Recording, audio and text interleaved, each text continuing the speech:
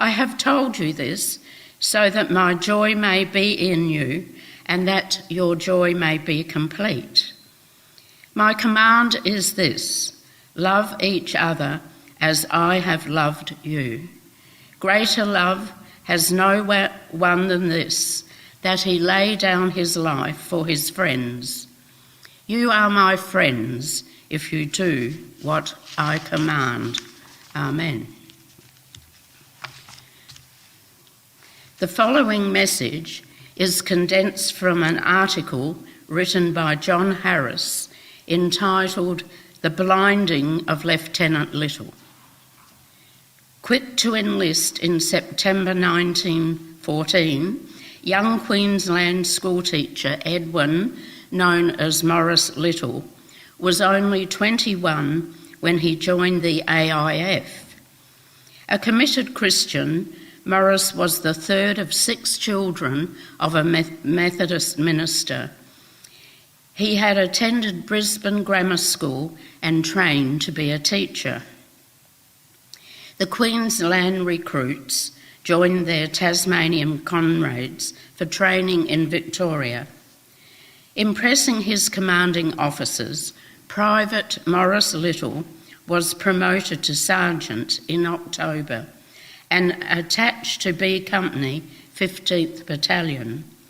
They left Melbourne on the Ceramic, joining the other troop transports in Albany. The second troop convoy to leave Australia, they sailed on December the 31st for Egypt, disembarking in Alexandria early in February. They set up their camp at Heliopolis, where they trained for 3 months. On April the 10th, the 15th Battalion boarded the Australind and the Siang Beef for the stage trip to Gallipoli. Assigned to the second assault wave, the 15th Battalion was taken the short distance across to Gallipoli on April the 25th, the day the battle began. Anchoring beside the ships that had brought the first wave earlier in the day, they landed that afternoon and were caught up immediately in the fierce action which had commenced before daybreak. 5 weeks after the landing, the Turks launched their fiercest attack, yet on the 15th Battalion, precariously dug in at Quinn's Post. In places opposing trenches were as little as 7 metres apart. The Turks managed to tunnel beneath the Australian trenches to plant a mine.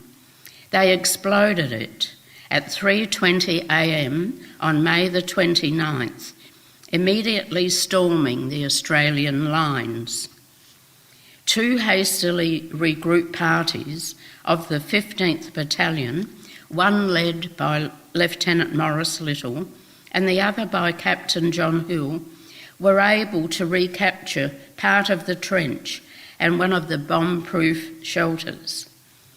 Maurice and 2 of his men then managed to creep close enough to the second shelter to throw a bomb directly into it.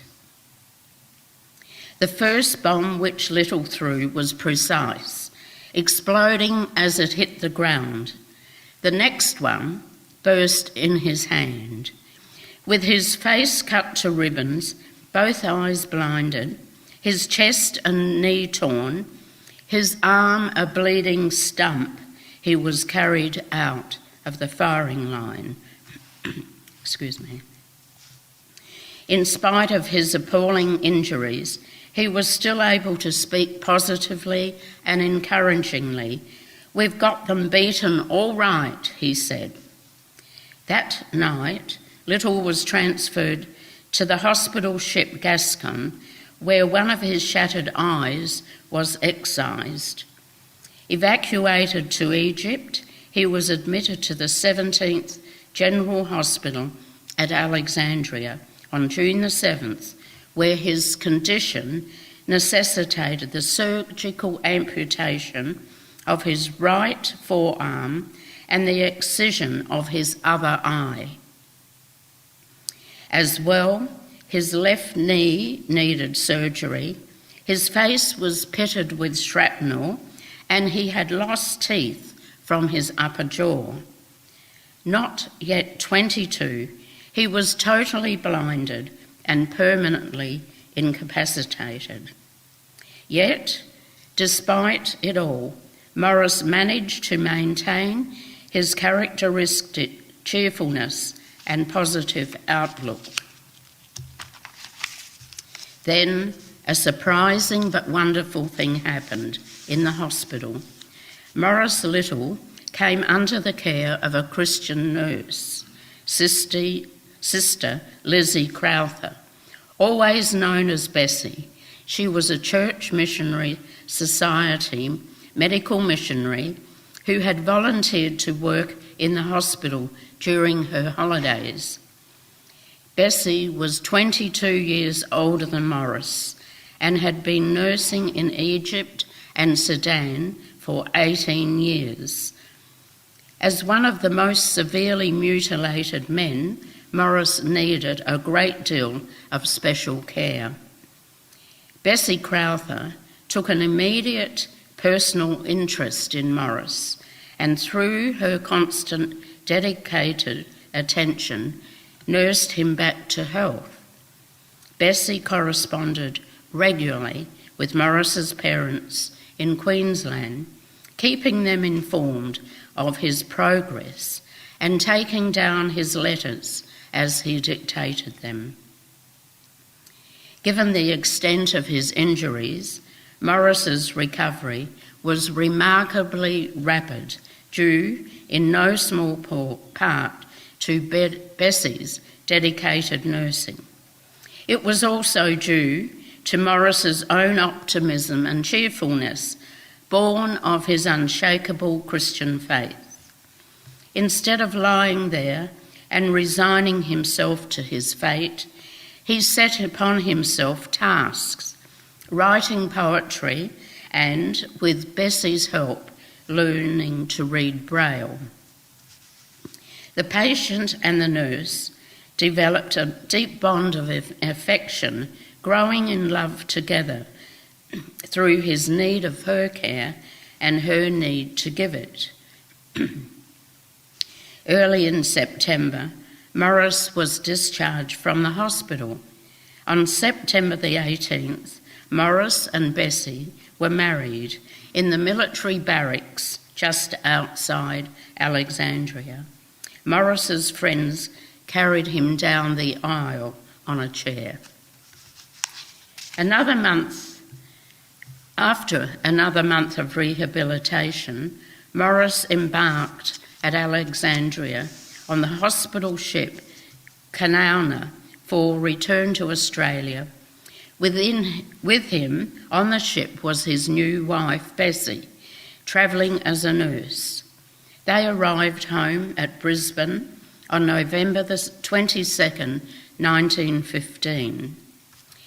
Lieutenant Morris Little returned to a hero's welcome. A huge crowd gathered to welcome him home in the Ipswich Town Hall, overflowing into the street. Morris was unable to be heard for a long time due to the applaud. When he eventually spoke, it was to acknowledge those who had inspired him to serve his country and to encourage more men to enlist in the armed forces in the defence of all that was right and good. Morris Little died in England in 1939. His faith and determination exhibited a hopefulness that could not be daunted by the tragedy that had befallen him or by all that he had seen. He did not blame or question the God whom he trusted. From his hospital bed, just after his wounding at Gallipoli, he dictated a poem to Bessie for his old school magazine, entitled, "Since God is Just." The final verse reads, and I quote, "Man is not wrapped in mortal clay alone, like some poor crumbling edifice of stone. God gave him hope.